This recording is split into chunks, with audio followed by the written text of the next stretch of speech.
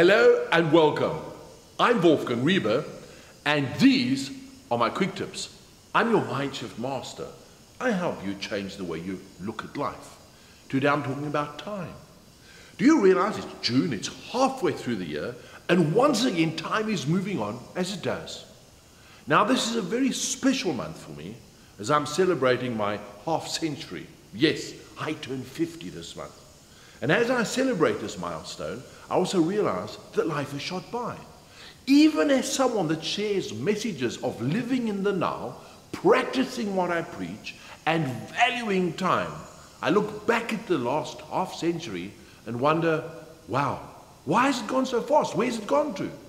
If I think back in my 20s, that feels like 10 years ago.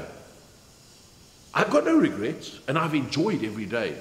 Yet I meet so many people that are bitter and have way too many regrets. And everything relates around time.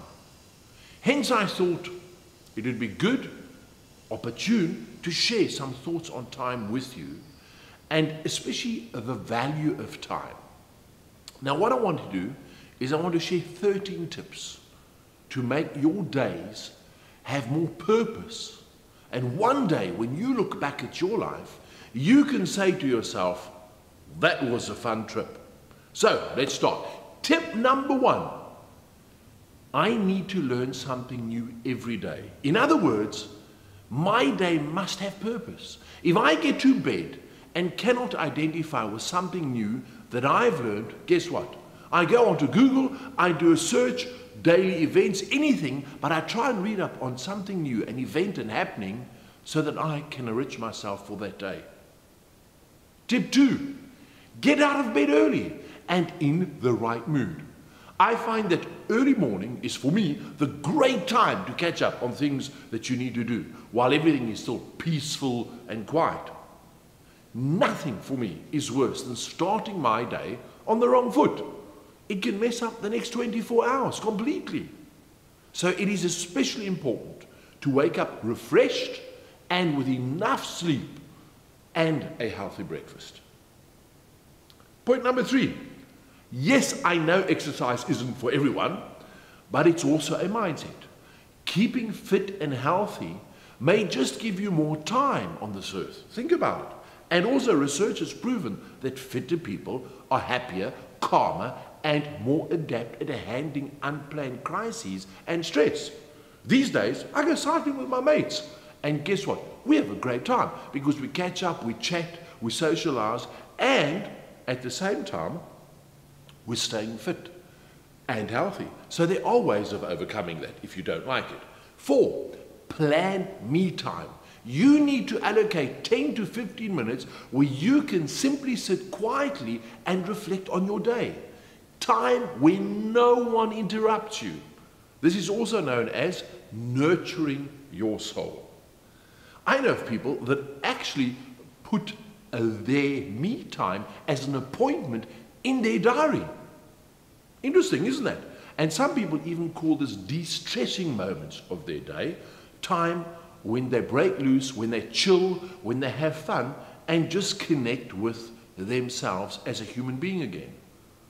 This is the time that I personally enjoy catching up on new jokes and having a good laugh. In fact, I've heard that people refer to this time as press pause button on the remote time of day as well. Interesting, huh? Tip 5, avoid time vampires. You know the types, those people that keep interrupting you during the day and they stop you from achieving your goals. They always have needs, but guess what? They never seem to have time for you. Nothing is more dissatisfying than going to bed at night and not having achieved your goals. Think about that. Why? Because other people have interrupted you. And that makes it double annoying. Make a point of creating an awareness amongst the people that you know, your colleagues, your friends, that your time is precious and that you do not appreciate unplanned interruptions. Point number 6. There's a big difference between time vampires and people who really need your help. Make sure that you learn to identify the difference and make a point of giving selflessly to people who deserve and really need your time and your help. Identify a charity or mentor someone. You could, for example, identify a charity or even mentor someone. You see, by giving your time to others who really need it, you expand your own sense of time. And this in turn makes you feel way more valued, and you go to bed feeling you did something great with your day. Tip number 7, do stuff that you love doing. That's logical. You know, there's an unknown author quotation that says, "You love what you find time to do." Isn't that great?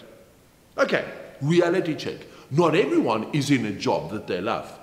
But if that's the case, then it's about time you find after work time to strike a balance and at least do the things that you are passionate about. Otherwise, you're going to go crazy.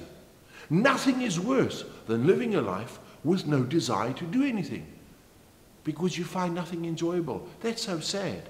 You need a purpose. Make your passion your purpose, and time has meaning again. Point 8, identify your productive time. This is very important.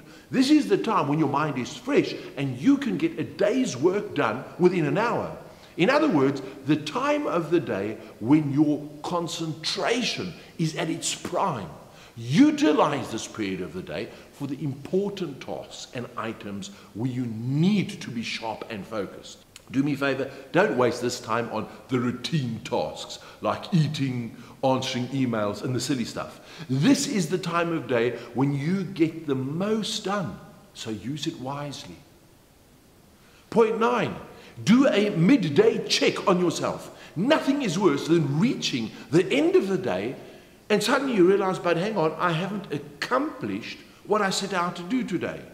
And the problem is that in today's fast-paced, technology-driven world, is that we're so over-bombarded with useless information and tasks and extra information that we don't have a moment to stop and analyze where we actually are in the day and still do what we've planned to do. So hence, it's an awesome idea to stop yourself halfway at lunchtime.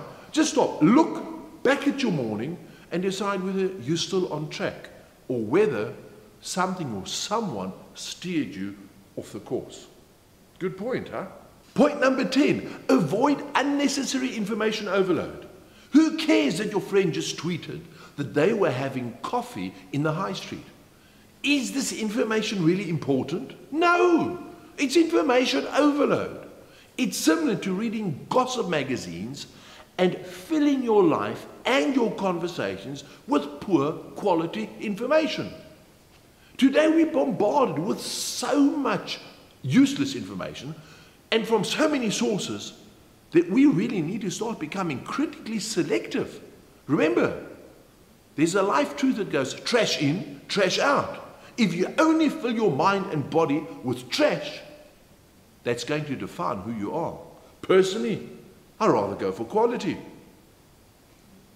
11, stop. Let me repeat that. Stop. Stop trying to get even and stop holding grudges. As long as you hold on to the past, your time will never be your own.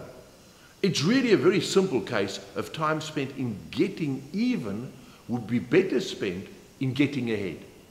This goes hand in hand with another unknown author quotation. Time invested in improving ourselves cuts down on time wasted disapproving of others. So stop finding fault in others and focus on improving yourself. This is known as using time wisely. Point 12. Do you know that your mobile phone has an off button? Yes, it does. Don't laugh. I get the impression that people don't know this. Weekends and after hours is my time and my family time. The days of me half killing myself as I trip over obstacles around the home, trying to run to answer the phone, those are long over. You need to allocate time when you handle phone calls. Nothing irritates more and slows down your productivity than unnecessary phone calls. There's something called voicemail. Have you heard of it? Try using it for a change. If someone doesn't leave a message, I don't guess it was important enough why they phoned you in the first place. Do you know that research has shown that more people check their phones first thing in the morning before they brush their teeth, kiss their partner, or hug their children? That's really sad. We need to do something about that. You tell me, what's wrong with the story? The final tip, tip 13, think about your day. What worked? What didn't? What frustrated you? Or what made you happy?